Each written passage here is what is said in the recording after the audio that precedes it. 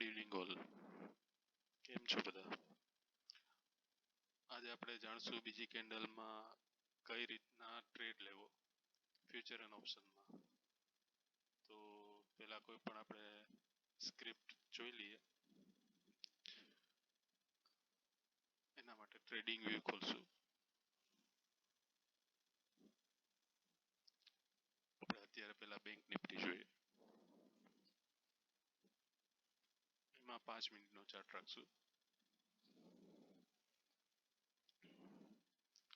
જો હવે એમાં આપણે કોલ કે પુટ લેવો હોય તો એમાં ઓપ્શન ચેનમાં જવાનું.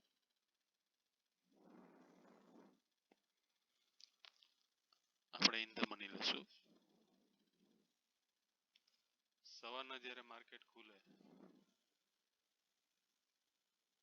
ત્યારે પહેલી કેન્ડલ એન બનવા દેવાની અને 9:20 પણ પાછી બીજી કેન્ડલ બનવા દેવાની.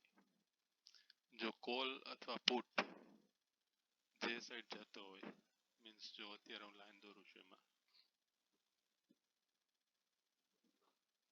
કે આ બીજી કેન્ડલ છે 9:20 બની.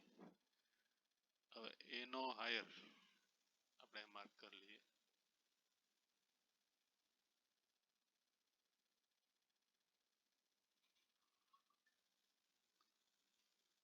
એટલે આના ઉપર જ્યારે જાય કોઈ પણ પ્રાઇસ એટલે અહીંયા 196 રૂપિયા છે.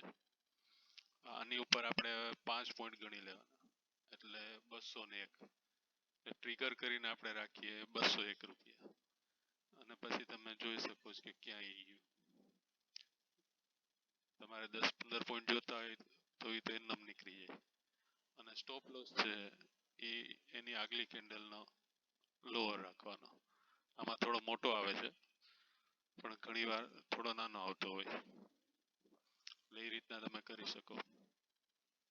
એવી રીતના પોટ ઓપ્શનમાં જોઈએ.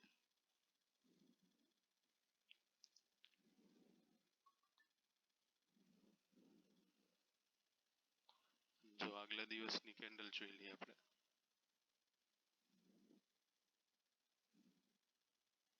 જો આ પહેલી કેન્ડલ બની બીજી કેન્ડલ બની આપણે માર્ક કરીને રાખી દેવાનું.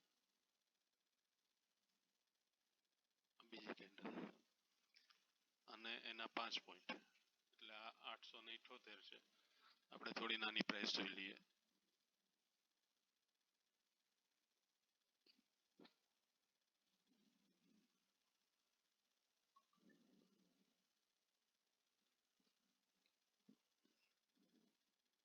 જો આ બીજી કેન્ડલ છે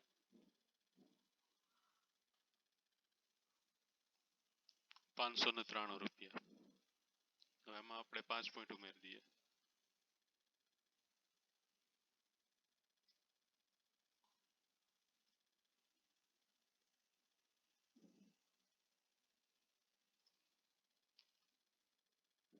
એટલે 600 રૂપિયા આવે છે. એટલે 600 રૂપિયા આપણે ટ્રિગર રાખીએ તો એ પછી તમે જુઓ કેટલા પોઈન્ટ મળ્યા. આમાં 80 પોઈન્ટ, આમાં ડાયરેક્ટ 200 પોઈન્ટ. એવી રીતના તમે સ્ટોપ લોસ રાખી આનો સ્ટોપ લોસ રાખશું આપણે. આવી રીતના તમે બેક ટેસ્ટ કરી અને ટ્રેડ લઈ શકો. આનો થોડા ડિટેલમાં વિડીયો આના પછી બનાવીશ. અત્યારે થોડી શરૂઆત છે એટલે આટલું રાખું છું અને પછી હજી આગળ બેક ટેસ્ટિંગ કરીને તમને પાછું આમાં અપડેટ કરીશ.